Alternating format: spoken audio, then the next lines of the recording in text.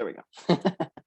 um, so what we're going to be doing today is we're going to talk briefly about how to test startup ideas. I did that on a previous presentation that I did for this group.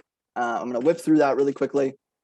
The larger topic that we're rolling into is prototyping, which is my kind of shtick. We're not going to be prototyping with programming. A lot of you are, you're all Carnegie Mellon people, so many of you may know programming pretty well.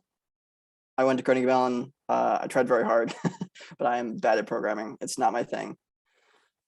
So I dove into a world called no code. In the past 2 to 3 years, there's been this big online push to build tools to help people build things without learning programming. Yes, I believe the recording will be shared afterwards. That's what I was told. Anyway, so good question. Sorry, a little bit stuffy today. So anyway, no code. I'm gonna give a brief kind of intro to what that is, and then I'm gonna share my screen and I'm gonna show you a whole bunch of different tools that you can use to prototype awesome stuff. And please, if there are any questions at any point, put them in the chat. I love being interrupted, and questions are wonderful. And there will also be a Q&A at the end. So we'll finish up with some time to spare, and you can save your questions till then if you want, or whatever works. So no code. Think of like Wix or WordPress or Squarespace if you've ever used one of those, right? Probably on the YouTube channel later this week. Awesome. So think of those kind of website builders. Those are website builders. Wix, Squarespace, WordPress. They basically let you build a website by dragging and dropping a few elements, clicking a few buttons, moving a few sliders, changing some colors, things like that. 10, 20 years ago, you needed to know HTML, CSS, JavaScript to build a functional website. But now you just use those tools, right? And in the past 2 to 3 years, tools like that have exploded. Now I have like a list of like 80 or 90 website builders. There's a new one popping up every day, I swear. There are now app builders. So web apps, mobile apps, you can build those things, those kind of digital prototypes and those digital products without programming now. You can build online stores. You can build like e-commerce. You can build things like databases. You can build web scrapers. You can build all sorts of really, really cool stuff. And you don't have to learn programming to do it. And I'm going to be showing you those tools that I use to build stuff. Yeehaw. So awesome. That's the shtick. Let's jump into it. And in the process of doing this in the beginning, what we're going to go over first is how I use things like no code to test startup ideas, right? Actually, this is kind of cool. We'll go over this in a second. The CMU-Teeny sign-up form that you just got in the chat is via a tool called Airtable. And Airtable is one of my favorite no-code tools, and it's one we're going to be talking about today. So if you've seen Airtable before, it's super powerful. Now, I'm going to share my screen. Oh, can I have ability to share my screen, please? That would be great. No rush. Sure. Just check that now. Yes, perfect. Awesome. Okay. Now I can see everything. I'm going to open up the chat again. I recently changed my Google theme to purple, and it's a little overwhelming, but I like it. Okay. So we're going to start at the bottom in terms of simplicity. This is Card. I'm going to be posting all these links in the chat as well for all the tools. Card is like it's the simplest for sure, but it's one of my favorite tools in the entire world. I build almost everything on Card first if I don't build it on something else later. Card is a very, very simple website build. So think like Squarespace, Wix, one of those, but it's even simpler to use. It's insanely cheap and or free, depending on what you need. And almost no other website builder is in terms of what it gives you. And it has sweet little domain names that it gives you automatically at .card.co instead of .com, which has become a relatively popular thing because there were things like blacklivesmatter.card.co. There were a few other like social awareness things that were circulating around Instagram and TikTok And the landing pages that everybody used for those social goals were actually built in card. So you may have seen the .card.co domain name before. So I'm going to quickly build something. And this will lead right into, I'm not going to showcase everything like this, but this is, I'm actually going to choose a blank canvas. Well, actually, no, let's go back. I have a little template that I built that I like to use. I'll use this one, a little dark theme template. Let's say I want to build a SaaS product, and it solves employee loyalty. It reduces churn in doctor's offices, something like that, right? Let's get techie. Stop losing your doctors. Something like that. And then we'll go here. Reduce churn, reduce employee churn, and improve employee happiness. Something like that. Maybe I'll add an enter there. Reduce employee churn and improve employee happiness. Well, it's a little bit general, but no, you know what, I liked it how it was before. I like that. And then we'll do something like keep my docs. Something like that, right? And then let's say I want to add something like a video demoing the, oh no, let's not add a video. Let's add maybe a image demoing the product, right? So it would have something like, let's see, I usually use a skateboard image. Or if I can actually, let's go to Google app image. Oh, excuse me. Mobile app screen demo image, something like that, like this. I'm just going to save this image, and we're going to use that as an example. Save, stop, upload, desktop, and where was it? Did I not save desktop? Maybe downloads? No. Was it in common? Where'd it go? Maybe it was in the wrong format. Save image as. Aha, there's a WebPV file. Okay, we'll use something else. You get the point, but I want to kind of throw this together a little bit better. Save image as, is the JPEG? Yes, it is. Yeehaw, real quick. Ba-da-ba-ba-ba. Woo. This, maybe we'll add some corner rounding to make it look a little bit less dumb. Maybe I'll add like a little bit of margin so it's a little bit more spaced out. And then you could go into something like, I don't know, we got a container with some testimonials, things like that, right? But the point is I can drag everything around, I can move it around. It's very, very easy to move, change, and adapt things to make a website, right? And then I click here, I go docs, save my docs, and I'll do Dr. Churn, .card.co. Is that available? It is. I click publish, and it's self-hosted. The website is up. I can send this link to you. Go, right? So that's very, very basic, right? I'd spent 2 or 3 minutes on building that. But it's a website, and it has its own domain name. And I can, run ads to this, or I can post this online, or I can show this to potential customers. I can do stuff with this, right? And behind this button, maybe I, instead of this little bit right here, I could do a form. I could go to Jotform, right? Jotform.com. I could build a form.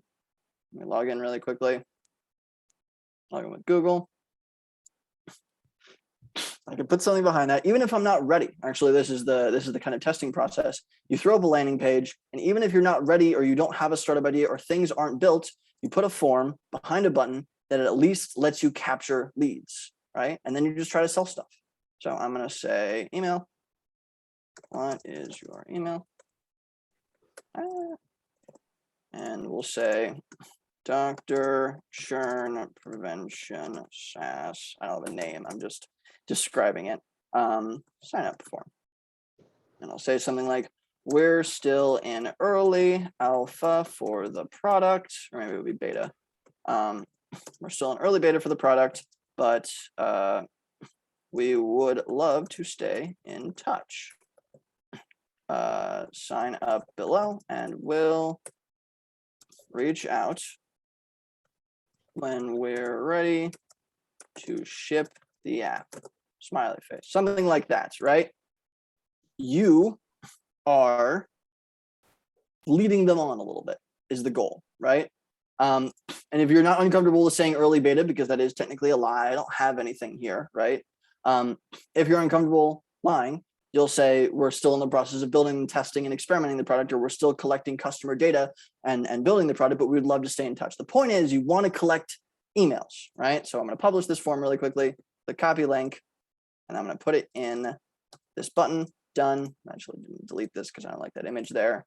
I'm going to publish the changes. And now go back to our website, click keep my docs, and boom, we have a sign up form, right? So this is a very, very basic landing page, but it's enough, right? We can put this out into the world. We can go start emailing doctors' offices. We can do things and ask them what they think, right? Yeah, I know. No, that's good.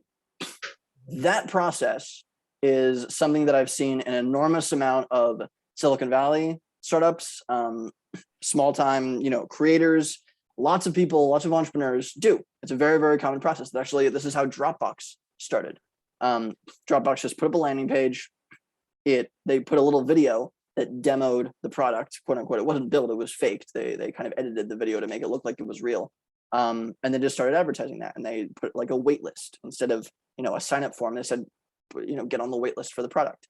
This process of just making this thing, making a landing page, making it look real, and asking people to buy or sign up. You can even put a price here. It starts at $50 per month or something like that, right? $50 per month per employee. I don't know. You put a price down here, starting at $50 per month per employee, something like that, right? You ask people to sign up, you ask people to do a thing, and you try to collect their information. And then the way that you market this is, this is a B2B thing, right? This is specifically for doctors' offices. I would go to doctors' offices. I would script a bunch of, I'll do a bunch of email hunting online for local doctors' offices, email them, see if they like the product, try to sell it to them. Hey, we just came up with this new product. Would love to know what you think. See if they sign up, or at least hop on the wait list. And that is early proof of concept, right? That's helping you test your idea. If this is a consumer product, it's even easier because we can go to, places on Reddit. We can go to places, actually, we can just use Google. So I would type in something like doctors forums, right? Or student doctor forum. That's pretty excellent. We could ask them kind of maybe their experiences in internships at doctors' offices and maybe jump into the industry there. We could go to Reddit and we could search for doctors. Boom. Doctors without borders. Redditors for also medical doctors. If this was a consumer product, it's hard because this isn't. The usual example that I use for a consumer product is a indestructible skateboard, a new fancy, super powerful skateboard. You go to Reddit, and if you search skateboard, there are like 10 communities, especially with things that are consumer communities are really, really easy to find. And then you start to ask questions in those communities. What do you think of this product? I'm doing some early testing. I would love your advice.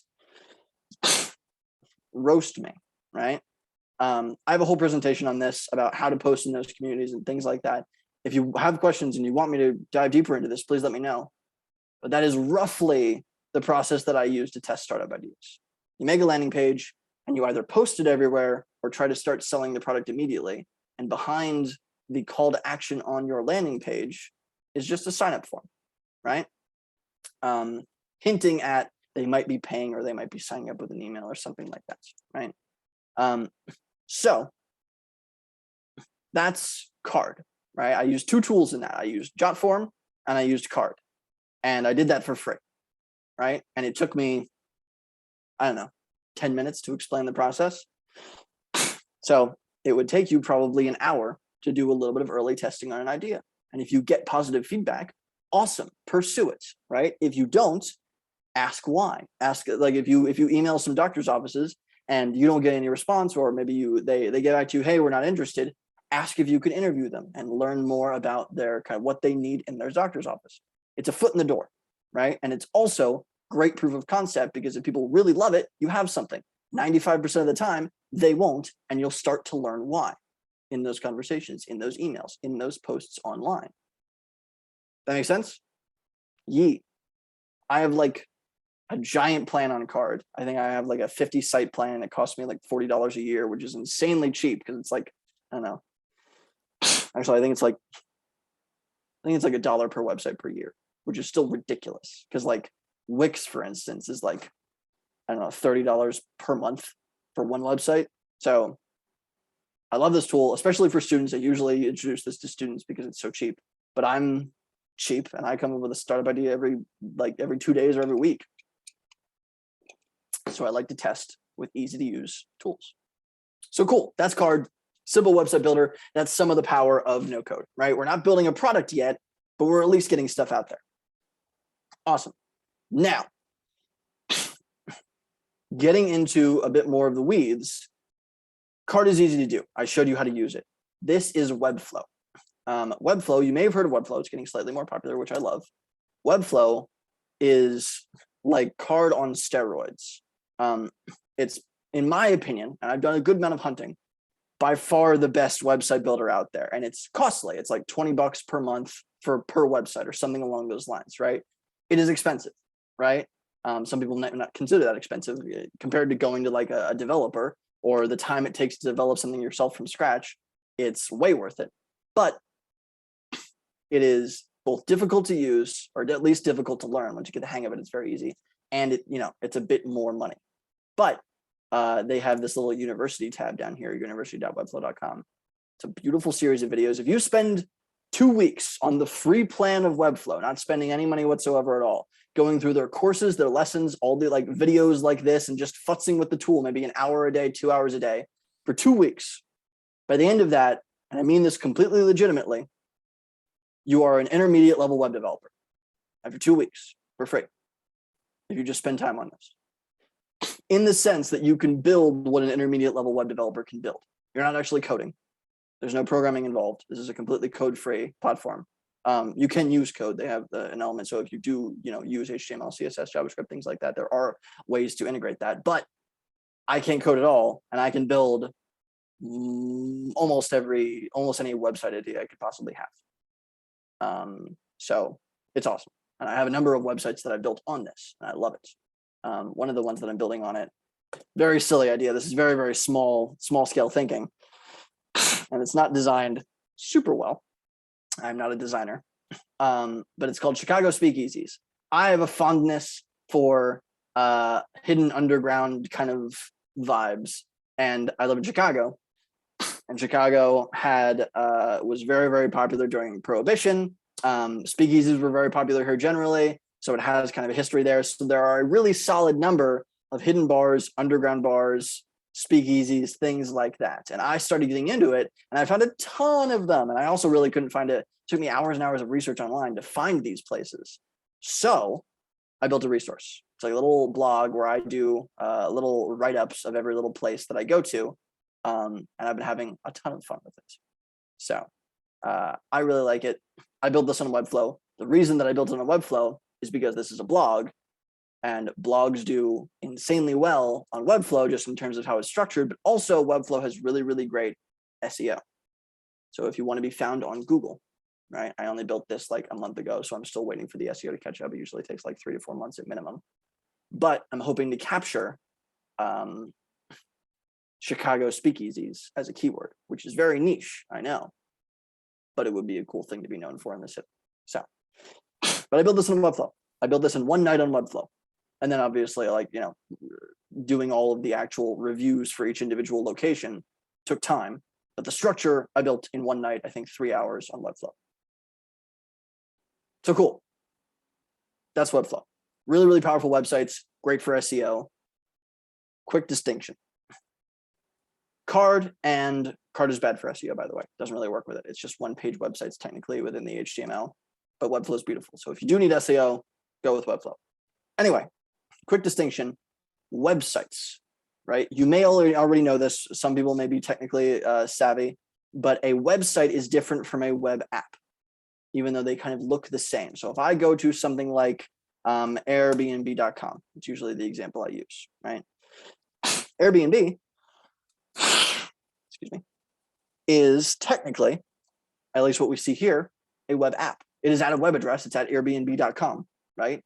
But there's a search function. There's a login function. I can post my own things on Airbnb by becoming a host. There are like places to, check out online experiences. The Airbnb looks different to me because the app collects information about me, right? It says Chicago 5 miles away. I live in Chicago, right? It knows stuff about me. It has a backend database. There's a login function. There are profiles. That is a web app.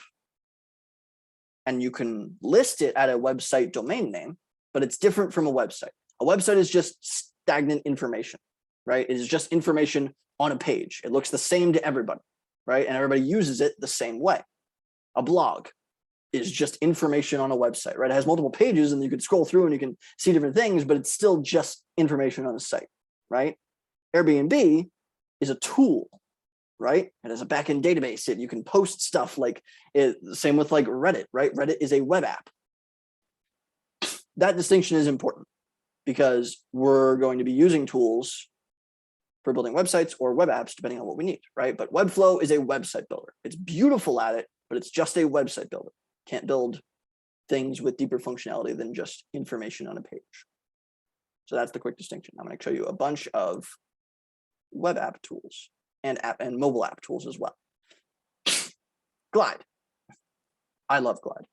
Glide is beautiful. They also just got a $20 million investment from Benchmark, which I'm very excited about because it means they're going to be updating their product more.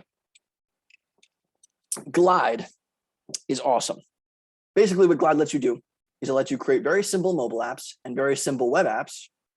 They get pretty complex, actually. You can create platforms and things like that. But they let you create apps with backends, with the backend being a Google Sheet. That was how they started. And they've added a few things. You can do Excel now. You can do Airtable, and I'll get into Airtable a little bit later. But I can build an app very, very quickly, probably for free. Their pricing is really lenient on the free plan. Apps and pages up to 3. But I can build it really, really quickly with a pretty solid database that's very accessible because it's just on a Google Sheet. And I can do it in like an hour, right? One of the examples that I'm working with right now is staysafequeen.glideapp.io. This is it's still a pretty rough prototype, but basically it is a list of locations in Chicago, bars, nightclubs, clubs generally, nightlife broadly, right? Nightlife locations in Chicago. And I saw, not just in Chicago, in America, in the UK, everywhere, sexual assault has generally been on the rise. It's been very scary. And so I wanted to build something, theoretically, that might be able to help people sort locations and report information online among women to help stay safe when you're going out at night, right? And I wanted to keep it specific to Chicago because I wanted to, start it small and see if I could build it up.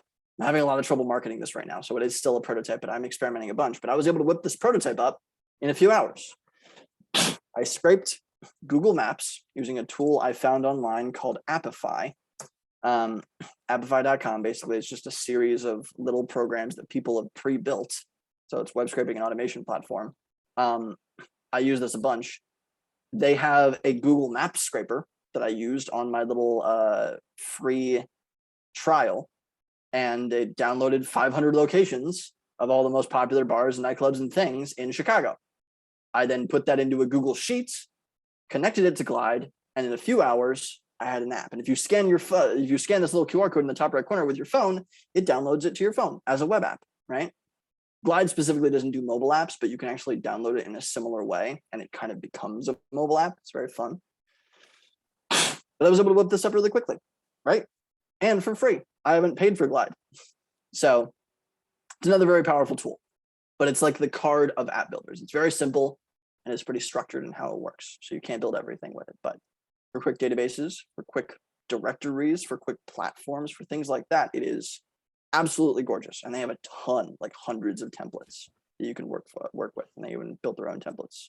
So starter portal, a form, inventory tracker, a delivery app. There's a ton of stuff here. It's beautiful. They even have a CRM. Like there's a ton of stuff you can do. So Glide is great. Moving on. This is $1. I'm gonna speed up a little bit since I'm taking a little bit longer than I wanted to. $1 is basically like Glide, but it does let you download things to the App Store if you're on the paid plan. So it just downloads all the code that you built. You know, you can shove that onto the App Store, and you can actually have a mobile app on the App Store for like $50 a month, which is a bit more than most of the other tools that I'm going to show you. But considering going to an app developer and going to some overseas agency or things like that, which can cost thousands and thousands and thousands of dollars, and you have little control over how things are built, $1 is typically much better. $1 is pretty easy to use. It does have some learning curve, but I consider it the perfect mix between functionality in terms of what you're able to do. It's very, very easy to use, and you can build things from scratch very quickly. And you can probably build 95% of app ideas on $1. It can't do everything. It still has some limitations, and they're updating it actively. They got a big round of funding. I'm very excited about it. But it's a really nice middle of the road tool. And I usually consider, like, tell people to start with $1 if they're building a mobile app, right? You can also build desktop apps, by the way, like web apps. Like you can build your own version of Airbnb very, very quickly in $1, or at least a basic version of it. You can add all the frills later. But cool, that's $1. The top of the crop is Bubble. You may have heard of Bubble already. Bubble has become very popular. Bubble is ridiculous. You can build, it's just for web apps. There are some like little loopholes that you can get through to build mobile apps with Bubble. It's mostly just for web apps. Any serious web app that I want to build, I build on Bubble. And Bubble has a freaking learning curve.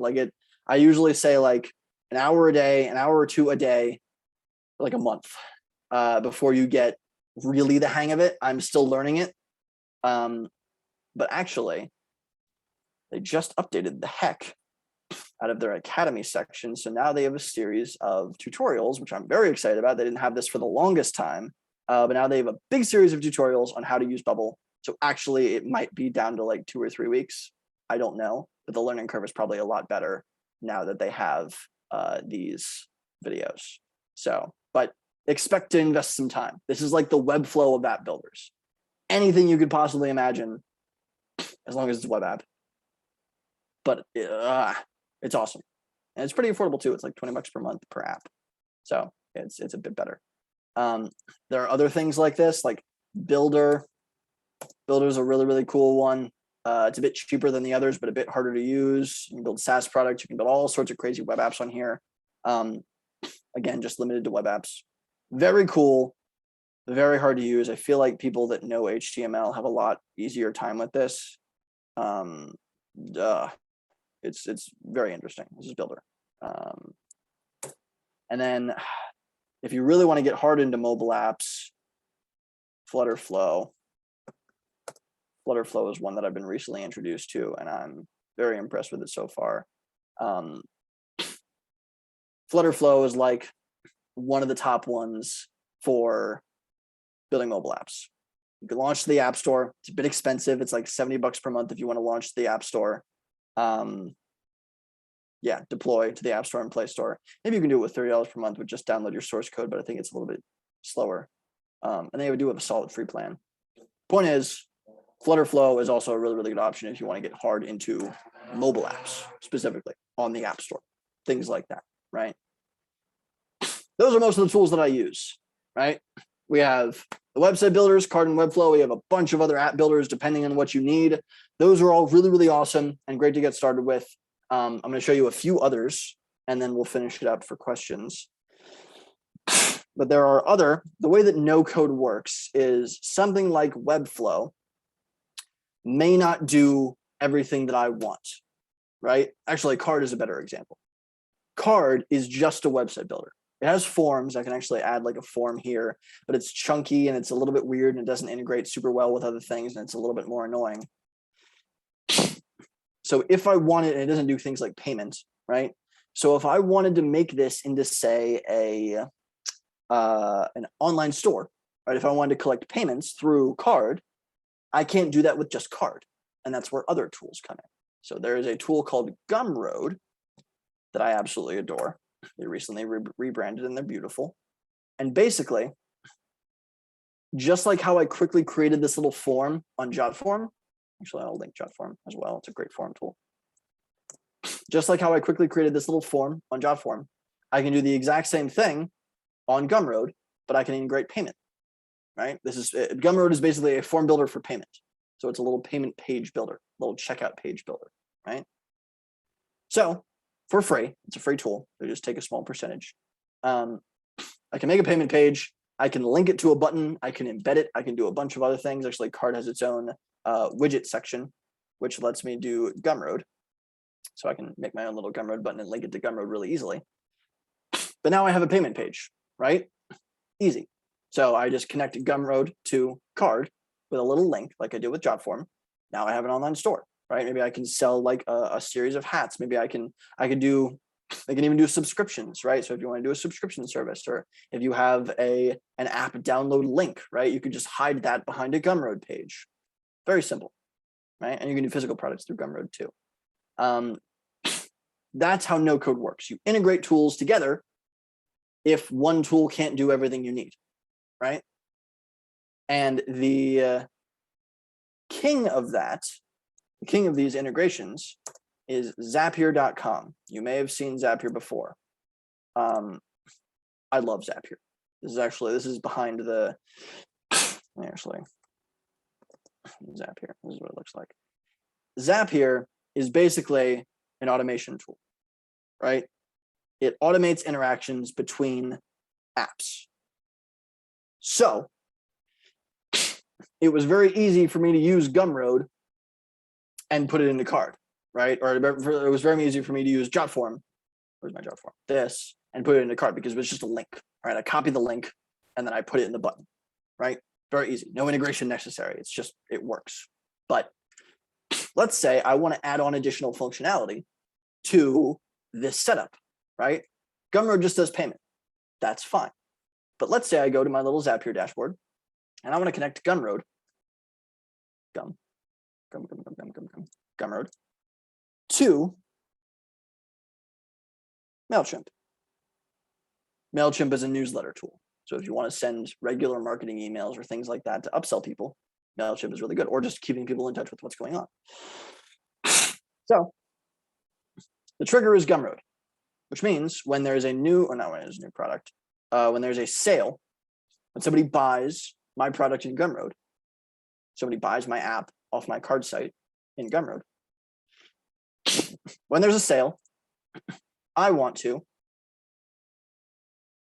add or update a subscriber. So now when there's a sale in Gumroad, it automatically adds the email the person signed up with in Gumroad to my MailChimp, right? Awesome. Now they're signed up. Now I can market to them again for maybe other products. And then let's say I want to send them a text message thanking them for the purchase, right? I'll send an SMS by SMS by Zapier. And then maybe I want to add a list of sales to a database, right? I'm actually not going to use Google Sheets. Google Sheets is right here. I could totally do that. Let's say I want to use Airtable. Actually, I'll quickly explain what Airtable is. No, not Airbnb, Airtable. Airtable is like, it's like Google Sheets on steroids. It's absolutely beautiful. Anything that I do with data or information, you can sell stuff through like Airtable. There are tools that you can integrate with Airtable. There's something called Paytable. Paytable. Tool called Paytable, where basically you can sell access to a database. So maybe you have a database of useful people or useful events in town, and you sell access to that. You can do that with something called Paytable. But Airtable is basically just like the most gorgeous, beautiful database tool that I've ever been able to find. You can even set up internal automations between data inside of Airtable.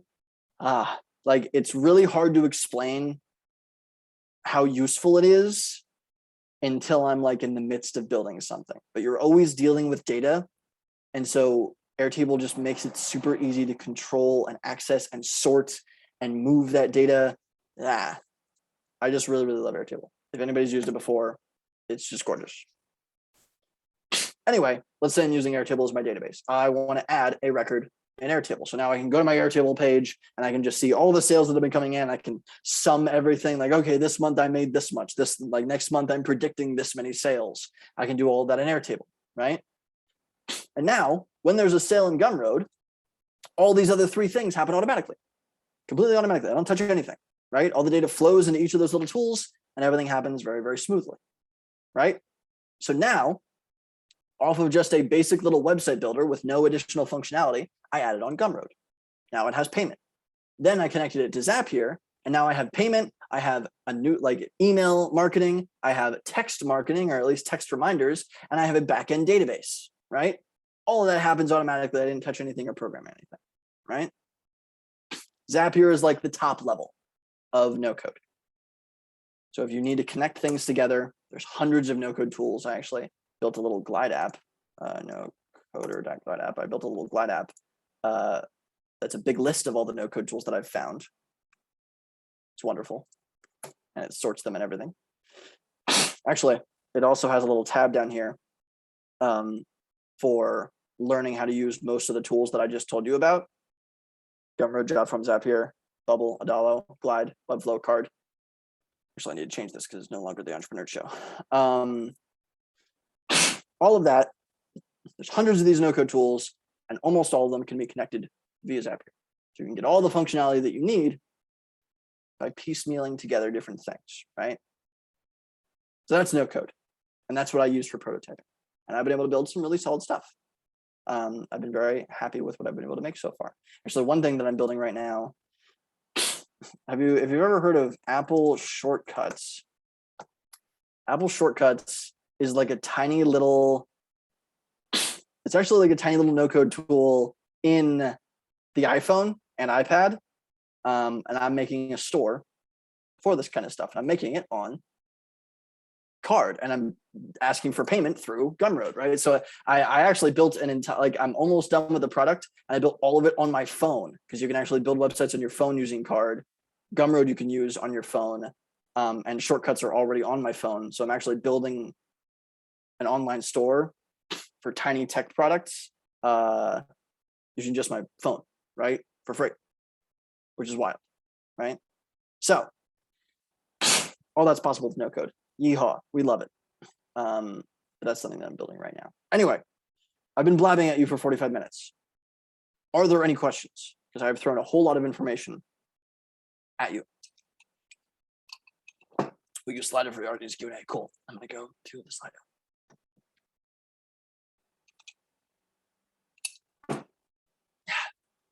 No questions yet. Dark mode.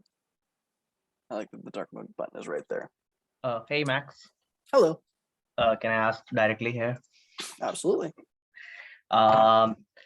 Like I know you like mentioned a lot about the software and app development side.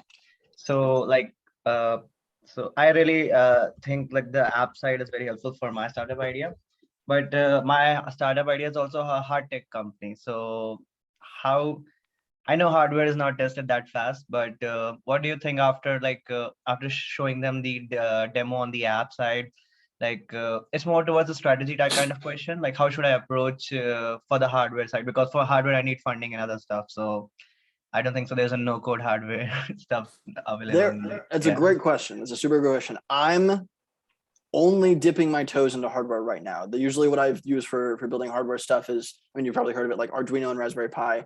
You'd be shocked what you can do with those, and they're definitely more accessible. Like my dad's a lawyer, and he does a lot of work with startups. He was telling me about a self-driving startup company that just used a series of like 10 Raspberry Pis to build a LiDAR sensor, and they sold the company in very early stages. So like, not to say that Raspberry Pi and Arduino are going to be able to build everything you need, I know, but you would be very, very impressed with the stuff that people have built out there, or pre-built, or you know, like shields for Arduino, or things that you can add onto Raspberry Pi.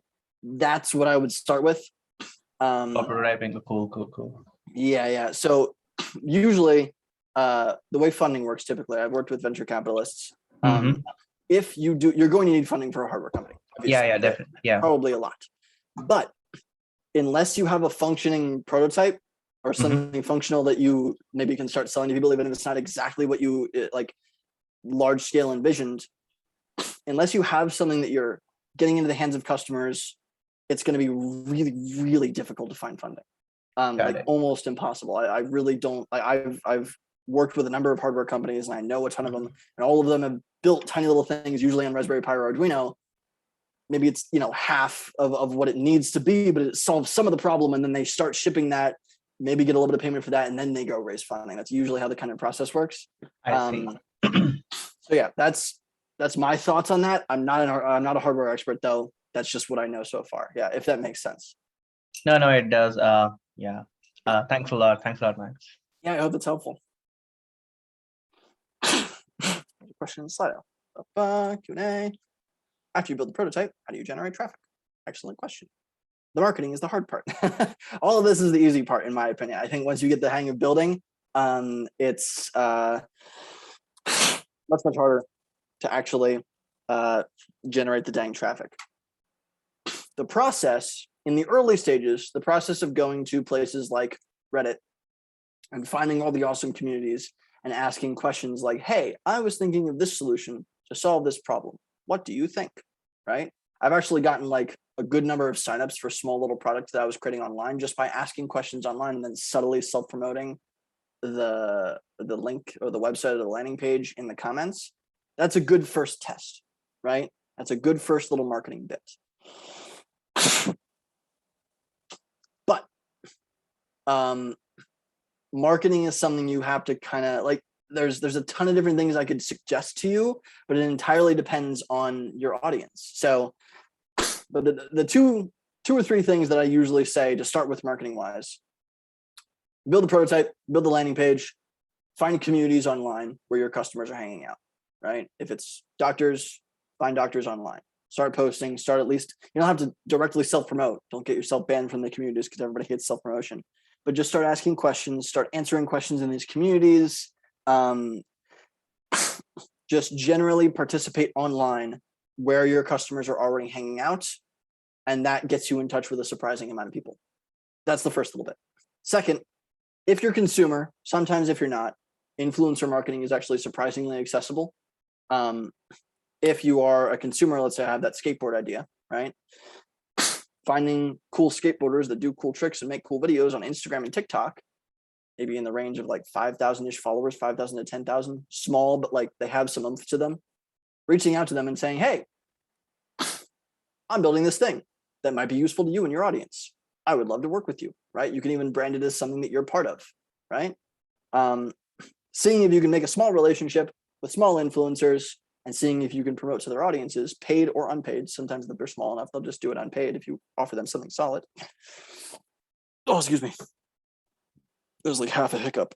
Oh, that could be really powerful. So online communities, influencer marketing, and then the answer that everybody's always going to give you is just running Facebook and Instagram ads. Like it's not nearly as effective as you think it will be, but it's cheap and you can get some exposure. And it's good to start testing conversion rates and seeing what people actually think, right? Facebook ads are if you Google how to run Facebook ads, how to run Instagram ads, you're going to get a tutorial that's probably like an hour long on YouTube. That's like 10 billion times better than anything I could possibly teach you. It's shockingly easy to learn, and people have been teaching how to do it for many years now. So ads are also really good. It's a cop-out answer, but those three things are usually what I start with. I hope that's a solid answer to your question. That's usually what I do, right? And then as you grow larger, there's plenty of other things. It says the question was answered. Okay, Trying to create a demo page with map views and possibly street view images. Is there a tool that works best for this out of all the ones you mentioned? Demo page with map views and possibly street view images. Map views are pretty easy to do in Glide. I think you need to be on the paid plan though, which is unfortunate. Adalo also does them pretty well. Adalo is a pretty solid map view. One of my friends built, point is the app builders are usually have a map view like block that you can just drag in and it becomes really easy. So usually the app builders handle that pretty well. Most of the ones that I've mentioned so far are really good with that. If you're getting really, really deep into the weeds and maybe using like an API, map APIs, there are like a billion. Google Maps has an API. People don't like it because it's paid. So there are free Maps API. Radar is more affordable. There's like a bunch of different map APIs if you're getting really, really deep into the weeds. Point is though, the apps that I've showed you, Adalo, Glide, Bubble, all have map view bits built in because it's such a common kind of feature that people need. So any of those things that I've mentioned should handle your problem. It was a long-winded answer, but great question. Or can we see your presentation / video to gather feedback from the forum communities? Oh, great question. Presentation, gather feedback from forum communities. Actually, I'll just do it really quickly right now. It should take like 2 minutes. Let's go to my little Reddit page. Let me go to my, actually, let's go to my stuff profile, posts. I'll show you an example of one that I did before.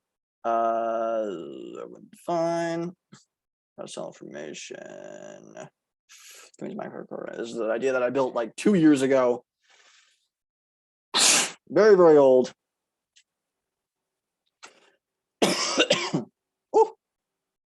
But this is how I did it. I wanted to test an idea for a Minecraft co-working space. It was right as the pandemic was hitting. Co-working was really popular before that. And I wanted to see if I could get people to join a virtual co-working space. And I thought the easiest way to build that would be Minecraft at the time because I wasn't super experienced with no-code tools, but honestly, Minecraft still sounds pretty awesome. Minecraft is a little 3D video game, if people don't know what that is, by the way. Anyway, I was testing this idea. And in order, Reddit, Facebook groups, forums online are very, very picky about what they see on their forums. So you've got to be really careful what you're posting. Read the rules, right? No blatant self-plugging. Stay on topic. Be ready to answer follow-up questions. Those are the rules for r/sweaty startup, this specific startup-based subreddit, right? So I asked a question. I didn't self-promote. You don't want to self-promote, but I asked a question. Can we use Minecraft for co-working? And then I spent the rest of the post asking if people think a virtual co-working space in Minecraft would be useful to solve the problem of no more co-working, right? Because of the pandemic. I asked that question. I actually kind of said, I've got a little sign up form going. Let me know if you're interested in joining the experiment. I shouldn't have even said that. That's too self-promotional. I should have just said, what do you think? Right? That's usually how posts have done well and since I've posted this. You don't link anything anywhere. You just ask questions, right? That goes really well. People like to answer. I got a ton of answers. I got 22 comments on this and people roasted it and agreed with it. They had a ton of suggestions, things that they said they didn't like, everything, right? And in order to get people to my page, and I actually got like 30 signups just from this post, I had one of my friends or a second account go and say, love this idea. How can I get involved? In this case, they asked for the IP address for the Minecraft server, but if it was a skateboard, I'd say, love this idea. Are you building anything that we can see? And then I, subtly respond back, oh my gosh, I'm so glad you're interested. Here's a little sign up form. I'm building, some early prototypes of the product, or I'm selling some first versions online, right? And the sign up form goes to our landing page that we built on Card, right? That is surprisingly effective. And it did really well in this one post online, right? Nobody thinks I'm self-promoting. I'm just helping the community. I'm just responding to a question. But a surprising amount of people will click this link And then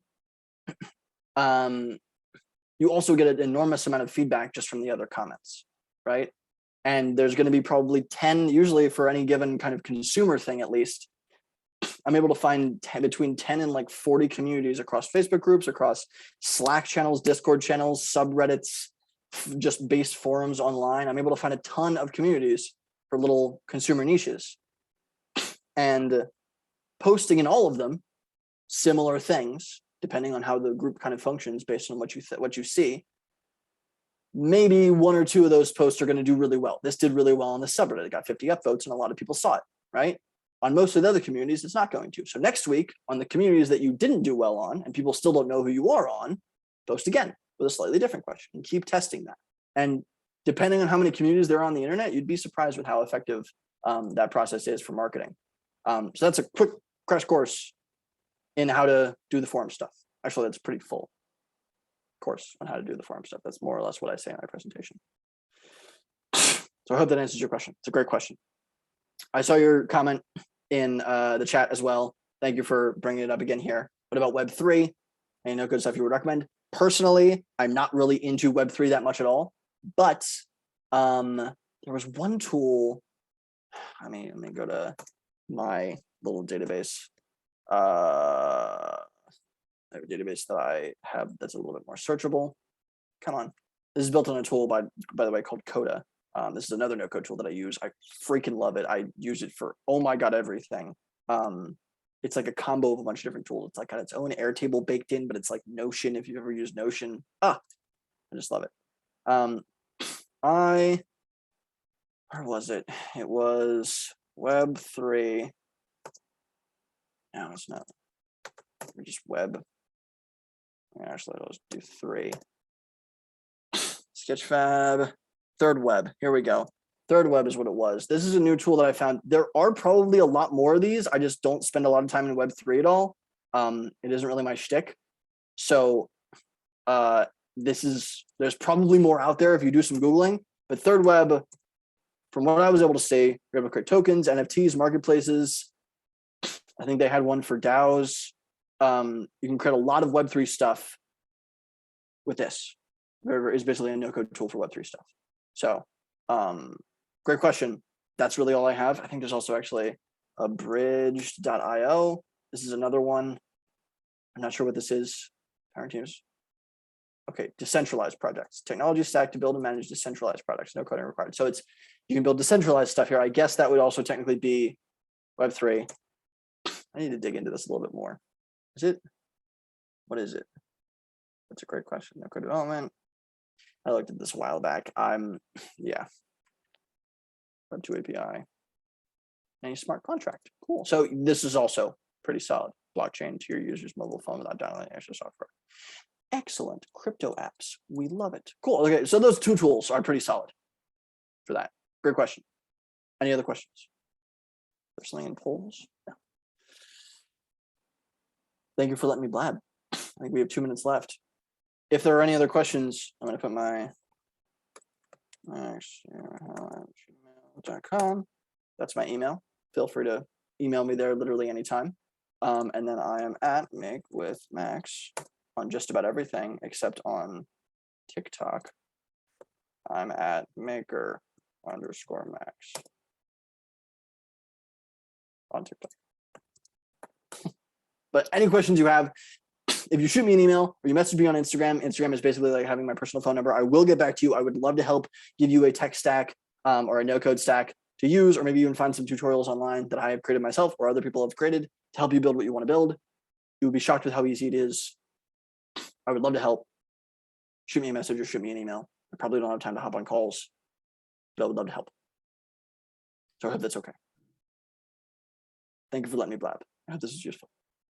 Thank you, Max, for that wonderful session. I'm sure there were a lot of insights that were packed together in this 1 hour that we all went through. It was definitely amazing for us to hear right from card, no code builder that you talked about, all the way to some of the more complex ones such as Zapier, and also looking at Web3 ones based on the audience Q&A. I think that was definitely all that we could have asked for. And I can personally vouch that card is pretty effective as well. Also, based on the last session that we had with Max, that's where I got the idea first place. So I hope others can also benefit from a lot of these no-code tools, and feel free to reach out to Max for any of the advice that you need for prototyping or testing out your startup ideas. Yeah, awesome. And I'll with see everybody that, later. thank you, Max. And with that, we would like to end this session for now. Thank you and have a great rest of your evening. See you later.